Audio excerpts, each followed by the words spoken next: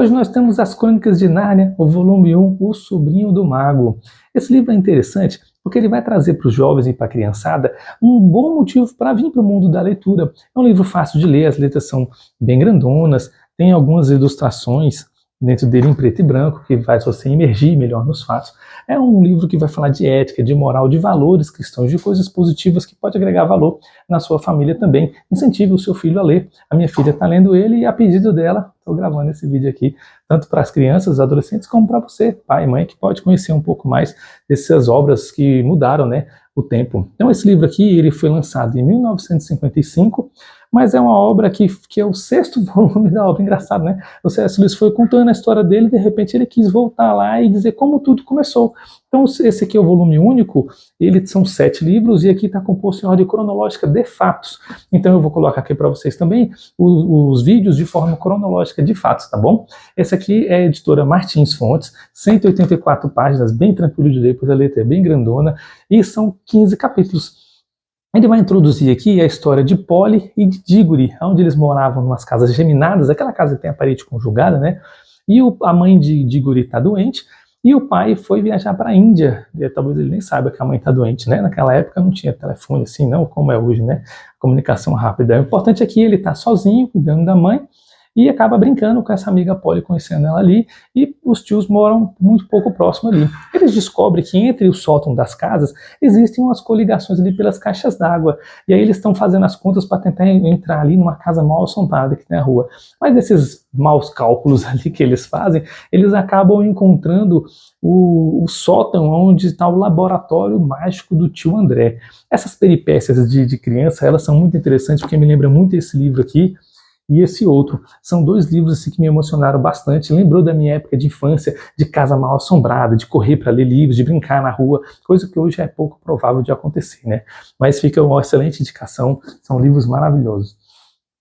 E aí nessa brincadeira, eles encontram o laboratório do tio André, e nesse laboratório o tio apresenta ali uns artefatos mágicos ali, que ele encontrou num baú da Atlantis, que ele ganhou da madrasta, da madrinha, perdão, e naquele baú ele pegou aquele pó mágico e construiu 4 anéis, 2 amarelos e 2 azuis. Esses anéis, o tio André acaba usando ali a Polly e o Diggory como cobaias para que eles possam viajar entre mundos. E ele até explica que não são outros planetas, mas não tem como ele saber, então o importante é que a pessoa desaparece e depois a pessoa volta com outro anel. O anel verde traz a pessoa de volta, o amarelo faz a pessoa viajar entre os mundos. Então ele ativa o anel de Polly e fala para Diggory: agora se você quiser salvar a sua amiga, você vai ter que viajar por outro mundo. Eita, que tio sacana, hein? Diggory então vai. Eles vão parar num lugar que ele chama de bosque entre mundos, repleto de vários lagos, onde cada lago é um mundo separado. O Diggory já está ali, ele é bem curioso, enquanto o Polly quer voltar para casa, e eles acabam viajando entre esses outros mundos. Num desses mundos, eles vão parar num lugar chamado Charn, C-H-A-R-N, um lugar destruído, um lugar sombrio, com várias estátuas de cera. E Polly fica impressionado, falando que aquelas roupas são caras, são chiquérrimas. E Diggory acaba encontrando um pedestal ali com um sino. E aí eu marquei aqui para vocês, olha que interessante. Ousado aventureiro, decida de uma vez, faça o sino vibrar e aguarde o perigo, ou acabe louco de tanto pensar, se isso tivesse tocado, o que teria acontecido? Essa tentação faz com que Diggory toque o sino, porque ele fica com aquilo na cabeça, vou tocar, não vou tocar, o que vai acontecer? Aquele famoso piada, né? O que aconteceria se eu apertasse esse botão? As últimas palavras do homem no avião. O cara derrubou. Então ele aperta, ao passo que essa mulher de cera que estava com um vestido luxuoso desperta do seu encanto, e essa mulher é a rainha Jades, a imperatriz Jades. E ela, muito sábia, muito inteligente, já capta na hora que essas crianças foram parar ali através de magia. E aí ela quer o poder dessa magia para ela, porque ela conquistou aquele mundo, agora quer conquistar outros mundos. E Diggory fica com medo ali, né? Já fica sabendo que ela é uma pessoa ruim. E aí eles acabam tentando fugir da presença dela usando os anéis verdes que voltam para casa. E nessa volta para casa, a Jades acaba indo junto. Tio André fica impressionado com aquela figura imponente, alta, e já fica apaixonado. O homem é perigoso, né? Pode ver uma mulher bonita. E eles acabam, ele arruma uma carruagem bem elegante para levar ela como uma realeza para conhecer o mundo deles.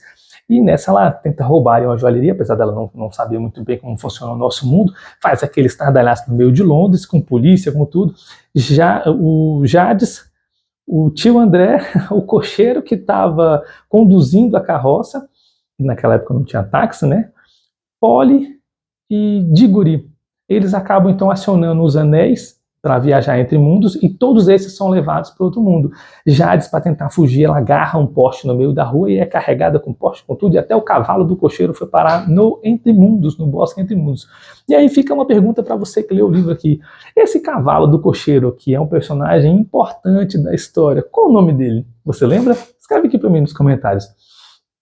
Eles ali no Bosque Entre Mundos, vários lagos, naquela discussão eles acabam caindo num lago que estava meio vazio, e quando eles chegam lá, tem um leão imponente, Aslan, para quem conhece a história, né? Ele estava criando o mundo através dos sons. E aí, para você que lembra do Gênesis, da criação através dos sons, você esperou que era a Bíblia, né? Sim, se você esperou que era a Bíblia, o Tolkien que catequizou o C.S. Lewis. Então o Tolkien é como se fosse o pai da fé de C.S. Lewis, foi o que trouxe ele para o mundo católico. E o Tolkien também, por ser cristão, ele tem grande influência aqui. E esse mundo também foi criado através da música, fica para um outro vídeo a história desse livro. E ali, naquele momento da criação, o livro é bem lindo, né, contando como são as cores, como é a criação de tudo, é bem elegante, e vale a pena ler essa descrição. Jades então vê que aquele leão é perigoso, ela pega o poste que ela trouxe do outro mundo e arremessa no leão, que nada acontece. Só que o mundo é mágico, o poste cai no chão, é como se ele brotasse e como se fosse virar uma árvore, um poste de luz. E para quem se lembra muito bem do próximo livro da série, esse poste é o poste que ilumina o caminho para eles. E o leão é esse leão que está sendo citado aqui, tá bom? Diggory então, a Jades então fica com medo do leão e foge de ali. E Diggory vê o poderoso leão e fala assim: leão, você pode salvar a minha mãe? Está doente? Era o desejo dele, o leão. Não, eu não posso salvar a sua mãe, mas eu preciso que você me faça um favor. Quero que você vá lá na outra cidade, no outro país, no outro reino, e tem uma árvore poderosa. Traz a maçã dele para mim. Esse é o teste de Diggory. Diggory fala: não, mas eu preciso do cavalo para ir, deixa o cavalo ir comigo. E o cavalo então passa a falar. Está no mundo mágico, todo mundo fala.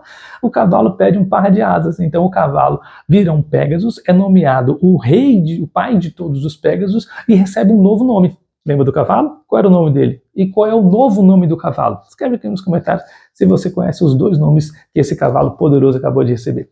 Então eles vão voando lá para esse novo reino, portões de ouro se abrem, eles entendem que o produto daquela árvore, a maçã da vida eterna, só pode ser consumido quando dado de presente, você não pode roubar. Então Diggory vai pegar a maçã para levar para Aslan e encontra com a Jades, que está toda transformada. Cada maçã que ela comeu do fruto da eternidade, ela se tornou mais branca. E aí, quem lembra do livro 2, a feiticeira, a rainha branca, é aqui que ela nasce, ela se torna um ser eterno ali naquele reino.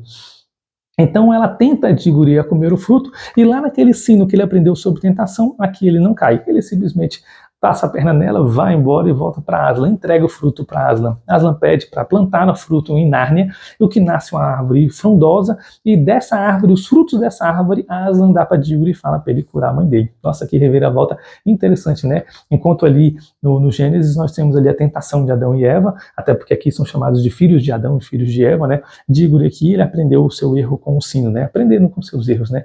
E ele vence a tentação e ganha o direito de curar a mãe dele. Já pensou se ele pega o fruto para levar para a mãe dele, como a rainha falou? Ia dar ruim, né? Diggory então volta para o seu mundo, e lá naquele reino ficou o cavalo e o cocheiro. O cocheiro então acaba se tornando o primeiro rei de Nárnia. Para quem lembra bem da história do filme, né, pelo menos no próximo livro vai falar sobre isso, os homens que são os reis de Nárnia. Ele fica com o primeiro rei e Aslan traz a mulher dele para morar com ele. É bem interessante o final do cocheiro, né? Acabou ganhando o reinado assim só por estar fazendo o seu trabalho. Interessante, né? Como a vida dá voltas. Então, quando o Diggory e Polly voltam para Londres, veem que o tempo não passou, tá aquela bagunça lá no meio de Londres, e eles simplesmente vão embora entregar a maçã da vida eterna não, o fruto da árvore da maçã da vida eterna para a mãe de Diggory, que acaba sendo curada. O Diggory pega a semente dessa maçã, planta no quintal junto com os 4 anéis. Então, se passam muitos anos, e agora Diggory, ele é um homem de meia idade e ele é o herdeiro da mansão de Ketterley, que é aquela casa onde estavam os experimentos ali do tio André. E aí, num vendaval forte, a árvore cai, aquela mesma árvore que ele plantou no fruto da maçã da mãe dele. Ele pega os restos daquela árvore, transforma num artefato e o resto ele queima ali na lareira. E esse artefato é o guarda-roupa. Então aqui nós temos a introdução, o Gênesis do mundo de Nárnia. Aqui apresentou quem é o leão, quem é a feiticeira e quem é o guarda-roupa e como tudo começou. Então eu agradeço para vocês o seu tempo, por a gente conhecer mais esse livro, e indique para o seu filho, para a sua família, seu sobrinho. As crianças devem estar no mundo da leitura, tá bom? Fica com Deus e um forte abraço.